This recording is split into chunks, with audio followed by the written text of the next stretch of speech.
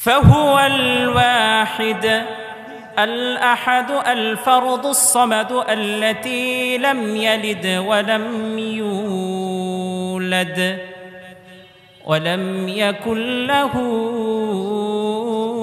كفوا أحد أما بعد فقد قال الله تعالى في كلامه المجيد والفرقان الحميد সকলেই একটু জবান ছেড়ে দিয়ে উচ্চ আওয়াজে উচ্চ কণ্ঠে সমস্বরে আমরা পাঠ করি আউযু বিল্লাহি মিনাশ শাইতানির রাজীম বিসমিল্লাহির রহমানির রহিম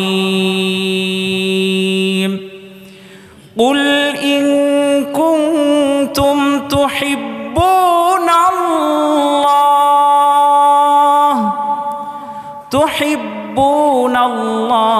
ফাত্তাবিউনি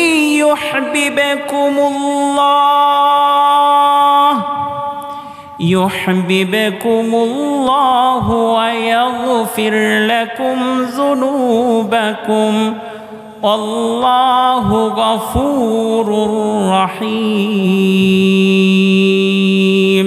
সকলেই পড়ছি সাদাকাল্লাহু মাওলানাল আযীম। قال النبي صلى الله عليه وسلم بلغوا عني ولو آية أو كما قال النبي عليه الصلاة والسلام। দরগা মারিয়া আল জামিয়াতুল ইসলামিয়া মাদ্রাসা সংলগ্ন মাঠে আয়োজিত ঐতিহাসিক আজকের এই তাফসীরুল কোরআন মাহফিলে মুহতারাম সম্মানিত সভাপতি আমার সম্মানিত স্যার ডক্টর মোহাম্মদ আবু ইউসুফ সেলিম, সম্মানিত স্যার এবং উপস্থিত আছেন আজকের মুফতি মজলিসের সম্মানিত প্রধান অতিথি, উপস্থিত আছেন বিভিন্ন পর্যায়ের আজকের মাহফিলের সাথে সম্পৃক্ত ব্যক্তিবর্গ, আমার সামনে উপবিষ্ট বিভিন্ন প্রান্ত থেকে ব্যস্ততম সময়কে কাটছাট করে ব্যস্ততম সময়টুকুকে বিভিন্নভাবে ভাগ করে আজকের এই মাহফিলে যারা উপস্থিত হয়েছেন সকলকেই জানাচ্ছি উহাইয়িকুম বিতাহিয়াতিল ইসলাম, আসসালামু আলাইকুম ওয়া রাহমাতুল্লাহি ওয়া বারাকাতুহু। আপনারা মনে হয় বাসা থেকে আসার সময় খেয়ে আসেননি, আওয়াজ শুনে মনে হচ্ছে যে সবচাইতে রাজ্যের ক্লান্তি আপনাদের শরীরের উপর ভর করেছে। আরও একবার সালাম দিচ্ছি, সমস্ত শরীরের দুর্বলতাগুলোকে কাটিয়ে আকাশ বাতাসকে প্রকম্পিত করে সালামের উত্তর প্রদান করতে হবে। আসসালামু আলাইকুম ওয়া রাহমাতুল্লাহি ওয়া বারাকাতুহু। আলহামদুলিল্লাহ, অবনত মস্তকে অজস্র কৃতজ্ঞতা জ্ঞাপন করছি বিশ্ব প্রতিপালকের দরবারে, মহান আল্লাহ রব্বুল ইজ্জাহ ও জালালের দরবারে, যে আল্লাহ সুবহানাহু ওয়া তাআলা আজকের এই বরকতময় মজলিসে আমাদেরকে সমবেত হওয়ার তৌফিক দান করেছেন, শক্তি সক্ষমতা দান করেছেন। সেই মহান মালিকের আলিশান দরবারে সমস্বরে আকাশ বাতাসকে প্রকম্পিত করে একবার কালিমাতু শুকর আদায় করছি, সকলেই পড়ছি আলহামদুলিল্লাহ। বিশ্বনবী মুহাম্মদুর রাসূলুল্লাহ সাল্লাল্লাহু আলাইহি ওয়াসাল্লাম সহিহ হাদিসের বর্ণনায় এসেছে, আল্লাহর হাবিব বিশ্বনবী বলছেন, কুল্লু কালামিন লা ইউবদাউ ফীহি বিহামদিল্লাহি তাআলা ফাহুয়া আকতাউ। মুমিন তার যাপিত জীবনের প্রতিটা মুহূর্তে, একজন বিশ্বাসী ব্যক্তি তার যাপিত জীবনের প্রতিটা সংক্ষিপ্ত মুহূর্তে যতগুলো কাজকে সে সম্পাদন করছে, যতগুলো কাজকে সে পরিপূর্ণ করছে, এই কাজগুলোর শুরুতে যদি আল্লাহ তাআলার প্রশংসা আদায় না করে, আল্লাহ তাআলার প্রশংসায় যদি কাজটাকে শুরু না করে, সে কাজটাকে আল্লাহ তাআলা বরকত শূন্য করে দেয়। সুতরাং আমরা প্রত্যেকটা কাজের শুরুতে প্রশংসা আদায় করব একজনের, তিনি কে? জোরে বলেন, তিনি কে? আল্লাহ। সে আল্লাহর দরবারে আরো একবার প্রশংসা জ্ঞাপন করছি, আরো একবার শুকরিয়া আদায় করছি, সকলেই পড়ছি আলহামদুলিল্লাহ। সকলে আমার সাথে পড়েন, রব্বানা লাকাল হামদ হামদান কাসীরা তাইয়িবান মুবারাকান ফীহি। এই যে আমরা কৃতজ্ঞতা আদায় করলাম না, এটা এত বরকতময় একটা বিষয়। আল্লাহ তাআলা কোরআনুল কারীমের মাঝে বলছেন, ওয়াইজ তাআযানা রাব্বুকুম লাইন শাকারতুম লাআযীদান্নাকুম। স্মরণ করুন ওই সময়ের কথা যখন আপনার প্রতিপালকের পক্ষ থেকে একজন ঘোষক ঘোষণা দিচ্ছেন, লাইন শাকারতুম, যদি তোমরা আমি যেই নিয়ামতগুলো দান করেছি এই নিয়ামতগুলোকে পেয়ে যদি তোমরা কৃতজ্ঞতা আদায় করো, তোমরা যদি আমি রবের অনুগ্রহ পেয়ে শুকরিয়ায় নিজের জবানটাকে সিক্ত রাখো, লাআযীদান্নাকুম, আমি তোমাদেরকে যে নিয়ামতগুলো দিয়েছি এগুলোকে কোটি কোটি গুণ বৃদ্ধি করে দিব। পড়েন সুবহানাল্লাহ। আল্লাহ তাআলা এরপরে বলছেন, ওয়ালা ইন কাফারতুম, আর আমি যেই নিয়ামতগুলো তোমাদেরকে দান করেছি, যেই নিয়ামত দিয়ে তোমাদের জীবনটাকে সিক্ত করেছি, তোমাদের জীবনের অপূর্ণতাকে মুছে দিয়েছি, সেই নিয়ামতগুলোকে যদি তোমরা পেয়ে আমি রবের কৃতজ্ঞতা আদায়ের পরিবর্তে নাশুকরিতে লিপ্ত হয়ে যাও, নাশুকরির মাঝে নিজেকে ডুবিয়ে রাখো, তাহলে জেনে রাখো ইন্না আযাবি লাশাদীদ, আমার যেই পানিশমেন্ট, আমার যেই শাস্তি এটা বড়ই বিভৎস। পড়বেন না নাউজুবিল্লাহ। এই কারণে আমরা আমাদের জীবনের প্রতিটা মুহূর্তে যতগুলো কাজ করছি কাজগুলোর শুরুতে যেন আমরা আল্লাহ তাআলার কৃতজ্ঞতা জ্ঞাপন করি। আল্লাহ তাআলা আমাদের সবাইকে তৌফিক এনায়েত করুন, সকলেই পড়েন আমিন। সুপ্রিয় উপস্থিতি, কিয়ামতের কঠিন মুসিবতের দিনে যখন ভাই ভাইকে চিনবে না, কোরআনুল কারীমের মাঝে এসেছে ইয়াউমা ইয়াফিরুল মারউ মিন আখি, যেদিন ভাই তার ভাই থেকে পলায়ন করবে, ও উম্মিহি ওয়া আবি, পিতা তার সন্তান থেকে, সন্তান তার পিতা থেকে, মা তার সন্তান থেকে, সন্তান তার মা কাছ থেকে যেদিন পলায়ন করবে, কেউ কাউকে চিনবে না। ওয়ালা আনসাবা বাইনাহুম ইয়াউমাইযিন ওয়ালা ইয়াতাসাআলুন, কোরআনুল কারীমের মাঝে এসেছে যেদিন কেউ কাউকে বংশ পরিচয় সম্পর্কে, কারো খবর সম্পর্কে, কারো অবস্থা সম্পর্কে বিন্দুমাত্র জিজ্ঞেস করবে না। সেই কিয়ামতের কঠিন মুসিবতের দিনে, ভয়াবহ এক বিভৎস সময়ে কোরআনুল কারীমের মাঝে এসেছে ইয়াউমা ইয়াকুমুর রূহু ওয়াল মালাইকাতু সাফফা, আল্লাহু আকবার। আল্লাহ তাআলা বলছেন যেদিন ফেরেশতা, সমস্ত নফস, সমস্ত প্রাণগুলো উন্মুখ হয়ে আকাশের দিকে মাথাটাকে ঊর্ধ্বগামী করে দাঁড়িয়ে থাকবে, মুহতিঈনা মুকনিঈ রুউসিহিম লা ইয়ারতাদ্দু ইলাইহিম তারফুহুম ওয়া আফইদাতুহুম হাওয়া, আল্লাহু আকবার। আল্লাহ তাআলা বলছেন যেদিন মানুষের মাথাগুলো থাকবে ঊর্ধ্বগামী, মানুষ তার নিজের দিকে তাকানোর মতো সময়টুকু খুঁজে পাবে না। সেই কিয়ামতের কঠিন মুসিবতের দিনে আল্লাহ তাআলা সর্বপ্রথম এক শ্রেণীর মানুষগুলোকে জান্নাতের দিকে আহ্বান করবে। সেটা কোন শ্রেণীর মানুষ, এটাকে আপনারা শুনতে চান? জোরে বলেন, শুনতে চান কি চান না? কারা কারা শুনতে চান? দুহাত তুলে একটা তাকবীর দিতে হবে। লিল্লাহি তাকবীর, লিল্লাহি তাকবীর। আল্লাহর হাবিব বিশ্বনবী মুহাম্মদুর রাসূলুল্লাহ সাল্লাল্লাহু আলাইহি ওয়াসাল্লাম বলছেন, সেই কিয়ামতের কঠিন মুসিবতের দিনে যখন কেউ কাউকে চিনবে না, সেই ভয়াবহ বিভৎস সময়ে আল্লাহ তাআলা সর্বপ্রথম যেই শ্রেণীর মানুষগুলোকে জান্নাতের দিকে আহ্বান করবেন তারা হচ্ছে শুকরগুজার, শুকরিয়া আদায়কারী বান্দা। পড়েন সুবহানাল্লাহি ওয়া বিহামদিহি, আল্লাহু আকবার। আল্লাহর হাবিব বলছেন, আউয়ালু মান ইউদআ ইলাল জান্নাতি ইয়াউমাল কিয়ামাতি আল হামিদুন। পয়গম্বরে আরবি বিশ্বনবী মুহাম্মদুর রাসূলুল্লাহ তার উম্মতদেরকে জানায়া দিচ্ছেন, আউয়ালু মান ইউদআ ইলাল জান্নাতি ইয়াউমাল কিয়ামাতি আল হামিদুন। কিয়ামতের ওই কঠিন মুসিবতের দিনে যেদিন ভাই তার ভাইকে চিনবে না, সন্তান তার পিতাকে চিনবে না, পিতা তার সন্তানকে চিনবে না, কোনো বংশ পরিচয় থাকবে না, বিভৎস সেই সময়ে আল্লাহ তাআলা সর্বপ্রথম জান্নাতের দিকে যে ব্যক্তিগুলোকে আহ্বান করবেন তারা হচ্ছে আল হামিদুন, যারা আল্লাহ তাআলার কৃতজ্ঞতা জ্ঞাপন করতো। পড়বেন না সুবহানাল্লাহ? যারা আল্লাহর কৃতজ্ঞতা জ্ঞাপন করত তাদেরকে সর্বপ্রথম আল্লাহ তাআলা জান্নাতের দিকে আহ্বান করবেন। আল্লাযীনা ইয়াহমাদুনাল্লাহা আযজা ওয়া জাল্লা ফিস সাররাই ওয়াদ দাররা। হাদিসের মাঝে এসেছে যারা প্রকাশ্যে, গোপনে, সচ্ছলতায়, অসচ্ছলতায়, সুখে দুঃখে সর্ব অবস্থায় কৃতজ্ঞতা আদায় করত একজনের, তিনি কে? আল্লাহ। সেই আল্লাহর যারা কৃতজ্ঞতা জ্ঞাপন করত তাদেরকে সেদিন আল্লাহ তাআলা সর্বপ্রথম জান্নাত দান করবেন। পড়েন সুবহানাল্লাহি ওয়া বিহামদিহি, আল্লাহু আকবার। তা আমরা সর্ব অবস্থায় কৃতজ্ঞতা আদায় করতে পারবো না ইনশাআল্লাহ? আল্লাহ তাআলা আমাদের সবাইকে তৌফিক এনায়েত করুন, সকলেই পড়েন আমিন।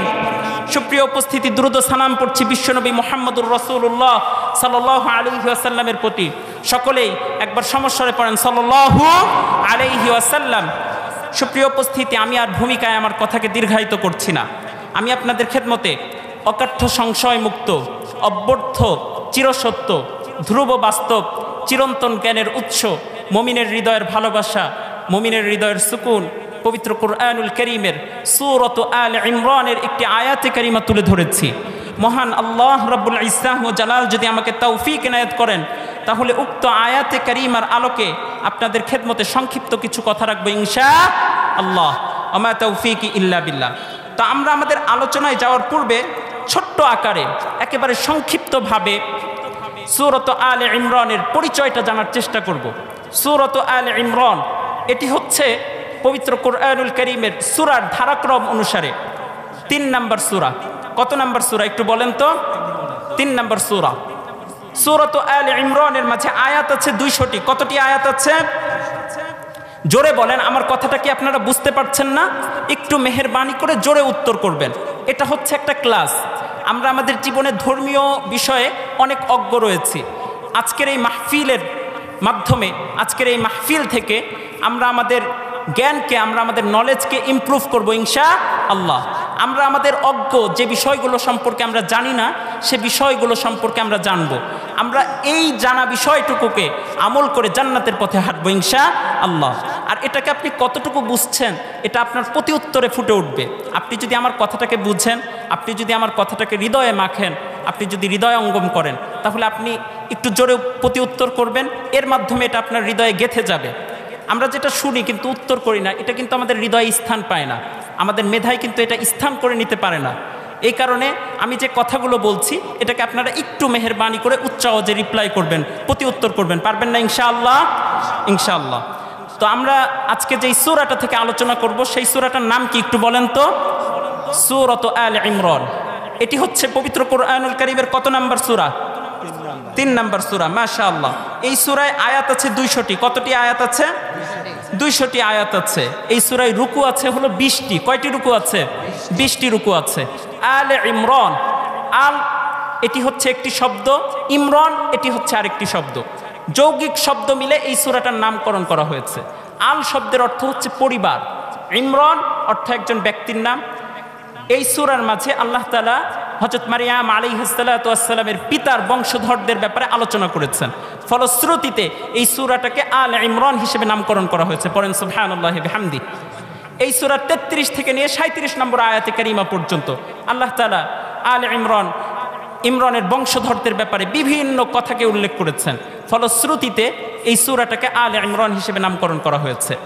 এই সূরার শানে নুজুল বা নাজিলের যে প্রেক্ষাপট, সেটা হচ্ছে আল্লাহর হাবিব বিশ্বনবী মুহাম্মদুর রাসূলুল্লাহ সাল্লাল্লাহু আলাইহি ওয়াসাল্লামের কাছে সিরিয়া থেকে 2 জন পাদ্রী এসেছে।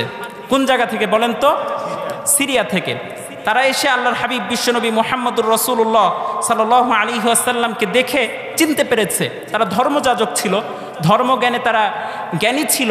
ফলশ্রুতিতে তারা আল্লাহর হাবিবকে দেখে চিনে ফেলেছে যে ইনি হচ্ছেন লাস্ট মেসেঞ্জার মুহাম্মদুর রাসূলুল্লাহ সাল্লাল্লাহু আলাইহি ওয়াসাল্লাম। তারা আল্লাহর হাবিবকে দেখে চিনে ফেলেছে। এরপরে তারা বলছে, আন্নাকা মুহাম্মদ, হাল আনতা মুহাম্মদ, আপনি কি মুহাম্মদ লাস্ট মেসেঞ্জার? আল্লাহর হাবিব উত্তর দিচ্ছেন, নাম আনা মুহাম্মদ, আনা আব্দুল্লাহ ওয়া রাসূলুহু, আমি আল্লাহর বান্দা এবং রাসূল। তারা আবারও জিজ্ঞেস করছে, আল্লাহর হাবিব আবারও উত্তর প্রদান করলেন। এরপরে তারা বললেন যে আমরা আপনার প্রতি ঈমান আনবো, আপনাকে একটা ছোট্ট প্রশ্নের উত্তর দিতে হবে। আল্লাহ তাআলার পুরো আসমানি কিতাবগুলোর মাঝে সবচাইতে বড় শাহাদা, আল্লাহ তাআলার একত্ববাদ সম্পর্কিত সবচাইতে বড় ঘোষণা কোনটি? এই কথাটুকু যদি আপনি উত্তর প্রদান করতে পারেন, আমরা আপনার প্রতি কালেমা পড়ে ঈমান আনবো। পড়েন সুবহানাল্লাহ। আল্লাহর হাবিব বিশ্বনবী মুহাম্মদুর রাসূলুল্লাহর কাছে ওহী এসে গেল। আল্লাহর হাবিব বিশ্বনবী বলতে শুরু করলেন, শাহিদাল্লাহু আন্নাহু লা ইলাহা ইল্লা হুয়া ওয়াল মালাইকাতু ওয়া উলুল ইলমি কাইমান বিল কিসত। পড়েন আল্লাহু আকবার। আল্লাহর হাবিব বিশ্বনবী উত্তর দিতে শুরু করলেন এবং সাথে সাথে তারা যখন বুঝতে পারলো যে আল্লাহর হাবিব সঠিক উত্তর প্রদান করেছে, সাথে সাথে তারা অন্ধকার থেকে আলোর দিকে ছুটে আসলো। তারা কালেমা পড়ে ইসলামের সুশীতল ছায়া আশ্রয় গ্রহণ করলো। পড়েন আল্লাহু আকবার, সুবহানাল্লাহি বিহামদি। এই কোরআন এমন একটা গ্রন্থ, এই কোরআন এমন এক জীবন ব্যবস্থার নাম। এই কোরআন মানুষকে অন্ধকার থেকে আলোর দিকে নিয়ে আসে। অন্ধকার আচ্ছন্ন জীবনের পরিসমাপ্তি একে দিয়ে অন্ধকার আচ্ছন্ন জীবনের ইতি টেনে ধরে কোরআন মানুষকে নতুন জীবন দান করে, আলোক ঝলমলে আলোয় উজ্জ্বল একটি জীবন দান করে। পড়বেন না সুবহানাল্লাহ? কোরআনের আলোয় যদি কারো হৃদয়টা আলোকিত হয়, ব্যক্তিটার হৃদয়ে আর কোনো অন্ধকার থাকতে পারে না। কিন্তু অত্যন্ত আক্ষেপের সাথে বলতে হয়, আমরা দেখছি যে বিভিন্ন সময়ে বিভিন্নভাবে যারা কোরআনকে হৃদয়ে ধারণ করে, যারা কোরআন নিয়ে জীবন ধারণের চেষ্টা করে, যারা কোরআনের আইন সমাজে বাস্তবায়ন করতে চায়, তাদের কণ্ঠগুলোকে রুদ্ধ করে দেওয়ার চেষ্টা চলছে। অতএব যদি এভাবেই চলতে থাকে, আল্লাহর হাবিব বিশ্বনবী মুহাম্মদুর রাসূলুল্লাহ সাল্লাল্লাহু আলাইহি ওয়াসাল্লাম সহিহ হাদিসের বর্ণনায় এসেছে, আল কুরআনু শাফিউন মুশাফফাউন, কোরআন হচ্ছে আল্লাহর দরবারে সুপারিশকারী। কোরআন এমন এক সুপারিশকারী, মুশাফফাউন হাদিসের পরিভাষা, কোরআনের সুপারিশটাকে আল্লাহ তাআলা গ্রহণ করবে। পড়বেন না সুবহানাল্লাহ?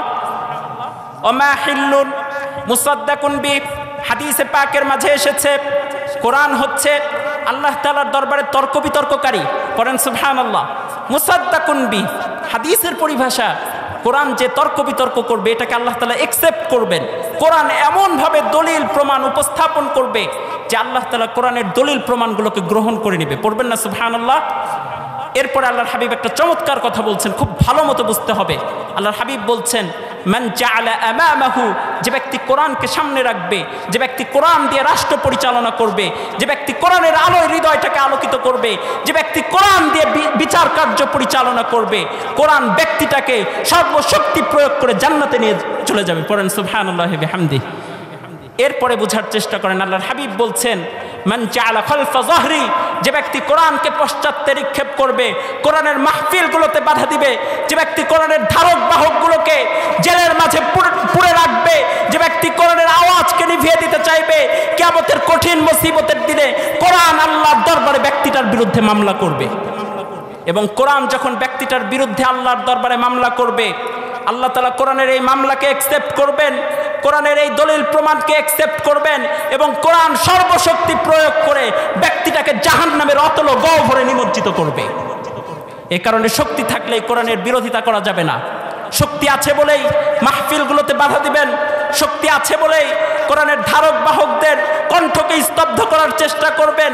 দুনিয়ার জমিনে পার পেলেও মালিকের আলিশান দরবারে পৃথিবীর কেউ পার পেতে পারে না। অতএব কোরআনের বিরোধিতা করা যাবে না। কোরআন এমন এক দীপ্তমান আলো, পৃথিবীর কোনো শক্তি আছে যে কোরআনের এই আলোকে নিভিয়ে দিবে? কথা বলতে হবে, আছে? পৃথিবীর কোনো শক্তি এমন নাই যে কোরআনের এই দীপ্তমান আলোকে নিভিয়ে দিতে পারে। আল্লাহ তাআলা বলছেন, ইউরিদুনা লিইউতফিউ নূরাল্লাহি বিআফওয়াহিহিম, তারা তো চায় মুখের ফুৎকারে কোরআনের এই দীপ্তমান আলোকে নিভিয়ে দিবে। তারা কল্পনা করছে যে আমার মুখের ফুৎকারে কোরআনের এই দীপ্তমান আলোকে নিভিয়ে দিব। কিন্তু জেনে রাখো, আল্লাহু মুতিম্মু নূরি, আল্লাহ তাআলা এই কোরআনের দীপ্তমান আলোকে পুরো পৃথিবীব্যাপী ছড়িয়ে দিবেন। ওয়ালাউ কারিহাল কাফিরুন, যদিও মুশরিকরা এটাকে অপছন্দ করে। যারা কোরআন দিয়ে জীবন পরিচালনা করে না, যারা কোরআনের দীপ্তমান আলো দিয়ে হৃদয় আলোকিত করে না, তারা কোরআনের বাণীগুলোকে কি উপলব্ধি করে নাকি বক্রতা খুঁজে বেড়ায়? বক্রতা খুঁজে বেড়ায়। অতএব তারা যদি চায়ও কোরআনের এই দীপ্তমান আলোকে নিভিয়ে দিতে, তারা পারবে? পৃথিবীর কোনো অপশক্তি পারবে কোরআনের এই আলোকে নিভিয়ে দিতে? পৃথিবীর কোনো অপশক্তি পারবে না। সুতরাং আসুন কোরআনের বিরোধিতা না করে কোরআনের সুশীতল ছায়া আশ্রয় গ্রহণ করে আল্লাহ তাআলা তৌফিক এনায়েত করুন। সকলেই পড়েন আমিন। তো আমরা যে কথা বলছিলাম, আমি আপনাদের খেদমতে সূরাত আলে ইমরানের যে আয়াতে কারিমা তেলাওয়াত করেছি, আল্লাহ তাআলা এই আয়াতে কারিমায় কথা বলছেন আল্লাহ তাআলার ভালোবাসা নিয়ে। কার ভালোবাসা বলেন তো? জোরে বলতে হবে ভাই আমার, কার ভালোবাসা নিয়ে কথা বলছেন? পানিটা দেখি। আল্লাহ তাআলা কথা বলছেন আল্লাহ তাআলার ভালোবাসা নিয়ে। আল্লাহর হাবিব বিশ্বনবী মুহাম্মদুর রাসূলুল্লাহ সাল্লাল্লাহু আলাইহি ওয়াসাল্লামকে লক্ষ্য করে বলছেন যে, কুল, রাসূল আপনি বলে দিন, ইন কুনতুম তুহিব্বুনাল্লাহ, যদি তোমরা আল্লাহকে ভালোবাসতে চাও। এদিকে লক্ষ্য করেন, আল্লাহ তাআলা বলছেন যে রাসূল আপনি পৃথিবীবাসীকে জানিয়ে দিন যে, কুল, আপনি বলুন, ইন কুনতুম তুহিব্বুনাল্লাহ, যদি তোমরা আল্লাহ তাআলাকে ভালোবাসতে চাও, ফাত্তাবিউনি, তোমরা আমি নবীকে অনুসরণ করো। পড়বেন না সুবহানাল্লাহ? আল্লাহর হাবিবের পরে বলছেন, আল্লাহ তাআলা জানিয়ে দিচ্ছেন রাসূলুল্লাহর মাধ্যমে আমাদেরকে যে তোমরা আর আল্লাহকে কতটুকুই বা ভালোবাসবে। মানুষ আর আল্লাহকে কতটুকুই বা ভালোবাসতে পারে। ইউহিব্বুকুমুল্লাহ, স্বয়ং আমার আল্লাহ মানুষকে ভালোবাসতে শুরু করবে। পড়বেন না সুবহানাল্লাহ? একটু চিৎকার করে পড়েন না সুবহানাল্লাহ? একটা তাকবীর দেন তো, লিল্লাহি তাকবীর, লিল্লাহি তাকবীর। মেহেরবানি করে আমার যে যুবক ভাইয়েরা পিছনে বসে আছেন একটু আগায় আসেন, মাহফিলের শৃঙ্খলতাকে আমরা রক্ষা করি, একটু মেহেরবানি করে আগায় আসি, আল্লাহ তাআলা বারাকাহ দান করবে। একটু আগায় আসি ভাই আমার। আর যারা আমরা অযথায় বাহিরে ঘোরাফেরা করছি, মেহেরবানি করে আমরা আজকে সকলে এই মাহফিলের প্যান্ডেলে আশ্রয় গ্রহণ করি, এই মাহফিলের প্যান্ডেলের নিচে বসে পড়ি। আল্লাহ তাআলা তৌফিক এনায়েত করুন, সকলেই পড়েন আমিন। তো আমরা যে কথা বলছিলাম মুহতারাম হাদিরিন, আল্লাহ তাআলা কোরআনুল কারীমের মাঝে বলছেন যে রাসূল আপনি জানায়া দিন, কুল ইন কুনতুম তুহিব্বুনাল্লাহ, যদি তোমরা আল্লাহ তাআলাকে ভালোবাসতে চাও, ফাত্তাবিউনি, তাহলে মুহাম্মদুর রাসূলুল্লাহ সাল্লাল্লাহু আলাইহি ওয়াসাল্লামকে অনুসরণ করো। ইউহিব্বুকুমুল্লাহ, স্বয়ং আল্লাহ তাআলা তোমাদেরকে ভালোবাসতে শুরু করবে। পড়বেন না সুবহানাল্লাহ? শুধু কি ভালোবাসবেন, আল্লাহ তাআলা বলছেন ওয়ায়াগফির লাকুম যুনুবাকুম, এমনকি আল্লাহ তাআলা ব্যক্তিটার জিন্দেগির সমস্ত গুনাহগুলোকে মাফ করে দিবে। পড়বেন না সুবহানাল্লাহ? আল্লাহু গফুরুর রহিম, আল্লাহ তাআলা ক্ষমাশীল এবং দয়ালু। এই আয়াতে কারিমা থেকে আজকের আলোচনার সবচাইতে গুরুত্বপূর্ণ যে কনসেপ্ট, সবচাইতে গুরুত্বপূর্ণ যে পয়েন্ট আমি আপনাদের খেদমতে পেশ করতে চাই, সেটা হচ্ছে যদি আমরা আল্লাহ তাআলার ভালোবাসা পেতে চাই, যদি আমরা আল্লাহ তাআলার কাছে নিজের গ্রহণযোগ্যতাকে বৃদ্ধি করতে চাই, সর্বপ্রথম আমাদেরকে অনুসরণ করা লাগবে একজনকে। তিনি কে? আল্লাহর হাবিব সাল্লাল্লাহু আলাইহি ওয়াসাল্লামকে। আল্লাহর হাবিব সাল্লাল্লাহু আলাইহি ওয়াসাল্লামকে অনুসরণ করা ব্যতীত, আল্লাহর হাবিব সাল্লাল্লাহু আলাইহি ওয়াসাল্লামের জীবন আদর্শকে গ্রহণ করা ব্যতীত কোনোভাবেই কিন্তু আমরা আল্লাহ তাআলার ভালোবাসা পেতে পারবো? আল্লাহ তাআলার ভালোবাসা যদি আমরা পেতে চাই, সর্বপ্রথম আল্লাহর হাবিব সাল্লাল্লাহু আলাইহি ওয়াসাল্লামকে অনুসরণ করতে হবে। আল্লাহর হাবিব সাল্লাল্লাহু আলাইহি ওয়াসাল্লামের ব্যক্তি জীবন, পারিবারিক জীবন, রাষ্ট্রীয় জীবন, আন্তর্জাতিক পরিমণ্ডলে আল্লাহর হাবিব সাল্লাল্লাহু আলাইহি ওয়াসাল্লামের যে আদর্শ ছিল, এই আদর্শকে যদি আমরা অনুসরণ করতে না পারি, অনুকরণ করতে না পারি, নিজের মাঝে বাস্তবায়ন করতে না পারি, কোনোভাবেই আমরা আল্লাহ তাআলার ভালোবাসা পেতে পারবো না। এই কারণে আজকের আলোচনার সর্বপ্রথম যে কনসেপ্ট আমি আপনাদেরকে দিতে চাই, সেটা হচ্ছে আমরা যদি আল্লাহ তাআলার ভালোবাসা পেতে চাই, আমরা আল্লাহর হাবিব সাল্লাল্লাহু আলাইহি ওয়াসাল্লামকে পরিপূর্ণভাবে অনুসরণ করতে হবে। We have to follow our prophet Muhammad সাল্লাল্লাহু আলাইহি ওয়াসাল্লাম প্রপারলি অ্যান্ড কমপ্লিটলি। যদি আমরা আল্লাহর হাবিব সাল্লাল্লাহু আলাইহি ওয়াসাল্লামকে পরিপূর্ণরূপে অনুসরণ করি, তবেই কেবল আমরা আল্লাহ তাআলার ভালোবাসা পেতে সক্ষম হব। এখন আল্লাহর হাবিব সাল্লাল্লাহু আলাইহি ওয়াসাল্লামকে আপনি কতটুকু ভালোবাসছেন, এটা আপনি আপনার জীবনের ক্ষেত্রে মিলায়ে দেখেন। আল্লাহর হাবিব সাল্লাল্লাহু আলাইহি ওয়াসাল্লাম যেভাবে চুল রেখেছিলেন, আপনি কি সেভাবে চুল রাখছেন? আল্লাহর হাবিব সাল্লাল্লাহু আলাইহি ওয়াসাল্লাম যেভাবে তার দাড়িটাকে লম্বা করেছিলেন, মুছটাকে ছোট করেছিলেন, আপনি কি সেটা করছেন? যদি আপনার দাড়ি রাখতে লজ্জা হয়, যদি আল্লাহর হাবিবের এই সুন্নাহকে অনুসরণ করতে আপনার লজ্জা হয়, বুঝে নিতে হবে আপনি নামধারী মুসলমান, আপনি আল্লাহর হাবিবকে অনুসরণ করছেন না। আল্লাহর হাবিব সাল্লাল্লাহু আলাইহি ওয়াসাল্লাম সারা জীবন যে দিন প্রচারের জন্য, আল্লাহর জমিনে আল্লাহর দ্বীনকে বুলন্দ করবার জন্য, জুলুম, নিপীড়ন, নির্যাতনকে মূলোৎপাটন করবার জন্য রক্ত ঝরিয়েছেন, সেই জিহাদের প্রসঙ্গ আসলে যদি আপনি জঙ্গিবাদের ট্যাগ লাগান, বুঝতে হবে আপনি মুসলিম নয়, মুনাফিক, রাসূলুল্লাহর দুশমন। অতএব আজকে এই কথাগুলো বললেই হাজারো মামলা ধামলা চলে আসে, বলা হয় জঙ্গিবাদ। আশ্চর্য বিষয়, আমার রাসূল যেই জিহাদ করেছেন, সেই জিহাদের কথা বলার জন্য যদি আমাকে জঙ্গিবাদের ট্যাগ দেওয়া হয়, কোনো সমস্যা নাই। আমার রাসূলের কথা বলার জন্য যদি আমার লাশকে মরুপ্রান্তরে ফেলে রাখা হয়, সব কিছুর বিনিময় হলেও আমি আমার রাসূলুল্লাহর কথা মৃত্যু আমরণ পর্যন্ত বলেই যাব ইনশাআল্লাহ। অতএব পৃথিবীর কোনো অপশক্তি আমার জবান থেকে রাসূলুল্লাহর কথাকে মুছে ফেলতে পারবে না ইনশাআল্লাহ।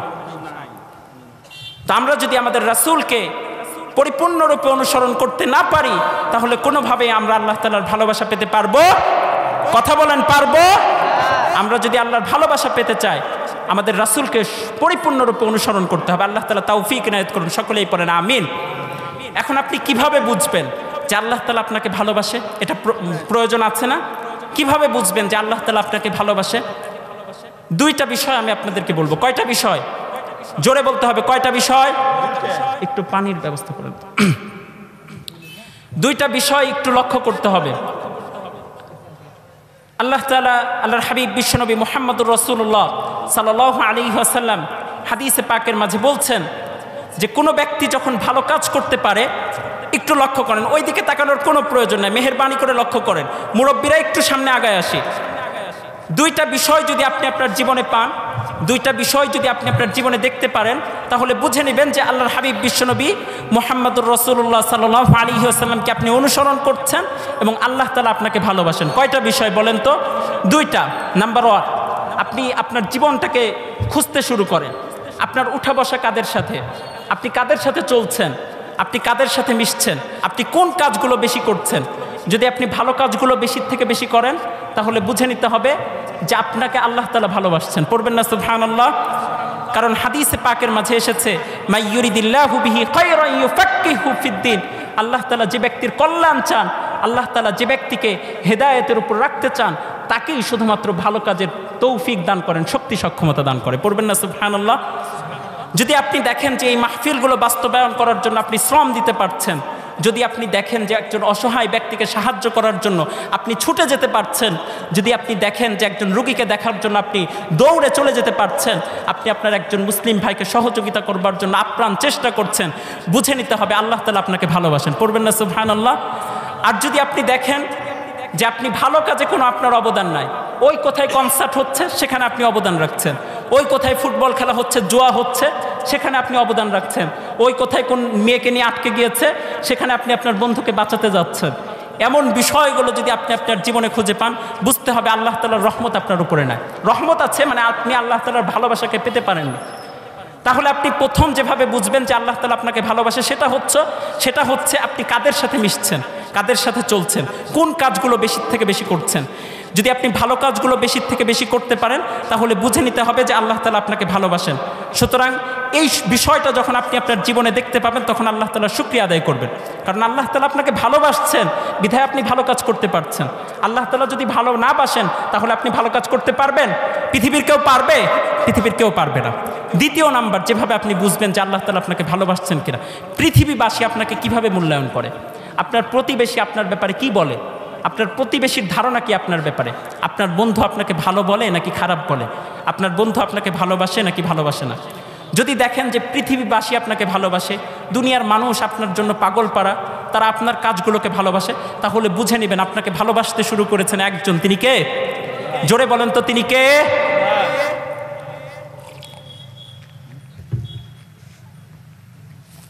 একটা ছোট্ট হাদিস শেয়ার করি আপনাদের খেদমতে। হাদিসটা এসেছে সহিহ মুসলিমের বর্ণনায়। কোন হাদিসের বর্ণনায়, কোন কিতাবের বলেন তো? সহিহ মুসলিমের বর্ণনায় এসেছে। আল্লাহর হাবিব বিশ্বনবী মুহাম্মদুর রাসূলুল্লাহ সাল্লাল্লাহু আলাইহি ওয়াসাল্লাম বলছেন, ইন্নাল্লাহা ইযা আহাব্বা আবদান দাআ জিবরিলা। যখন আল্লাহ তাআলা কোনো ব্যক্তিকে ভালোবাসেন, তখন জিবরাইল আমিনকে ডাকেন, ডেকে বলেন যে ওই ব্যক্তিটাকে দেখতে পাচ্ছ, তাকে আমি আল্লাহ ভালোবাসি, সুতরাং তুমিও তাকে ভালোবাসতে শুরু করো। পড়বেন না সুবহানাল্লাহ? হাদিসে পাকের মাঝে এসেছে, ফায়ুহিব্বুহু জিবরিলু, অতঃপর জিবরাইল আমিন ব্যক্তিটাকে ভালোবাসতে শুরু করে। এমনকি ইউনাদি আহলাস সামা, তিনি আসমানের সমস্ত ফেরেশতাগুলোর মাঝে ঘোষণা করেন, এই শোনো শোনো, ওই যে অমুক ব্যক্তিটা আছে আব্দুল্লাহ, আব্দুর রহমান, ওই ব্যক্তিটাকে আল্লাহ তাআলা ভালোবাসেন এবং আমিও তাকে ভালোবাসি, ফাআহবিবুহু, সুতরাং তোমরাও তাকে ভালোবাসতে শুরু করো। পড়বেন না সুবহানাল্লাহ? এরপরে হাদিসে পাকের মাঝে এসেছে, তাকে আসমানবাসী ভালোবাসতে শুরু করে, আল্লাহ তাআলা ভালোবাসেন। সুম্মা ইউদউ লাহুল কুবুলু ফিল আরদ, অতঃপর ব্যক্তিটার ব্যাপারে দুনিয়াবাসীর প্রতিটা মানুষের হৃদয়ে, ব্যক্তিটার ব্যাপারে পৃথিবীর সমস্ত মানুষের অন্তরে আল্লাহ তাআলা ভালোবাসা ঢেলে দেন। পড়বেন না সুবহানাল্লাহ? এই কারণে আমরা আমাদের ব্যক্তি জীবনে দেখতে পাই, অনেক মানুষের ব্যাপারে তহমত দেওয়া হয়, অনেক মানুষের ব্যাপারে অপবাদ রটনা করা হয় যে ব্যক্তিটা ছিল রাজাকার, ব্যক্তিটা ছিল এই অপরাধী, ব্যক্তিটা এই অপরাধী, ব্যক্তিটা জিনা করেছে। কিন্তু এই কথাগুলো কি দুনিয়ার মানুষ বিশ্বাস করে? কথা বলেন ভাই আমার, দুনিয়ার মানুষ বিশ্বাস করে?